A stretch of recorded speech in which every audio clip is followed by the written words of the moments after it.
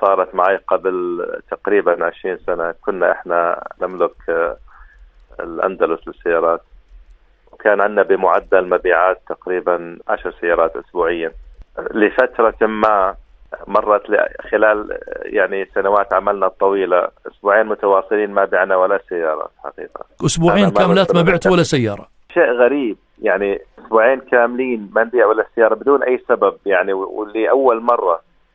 فقلت يبدو أن في شيء خطأ، فرحت بادرت وتصدقت بمبلغ بيني وبين رب العالمين. بالليل سكرت ورحت على جمعية خيرية، أعطيت أساس يتبرعوا للمحتاجين.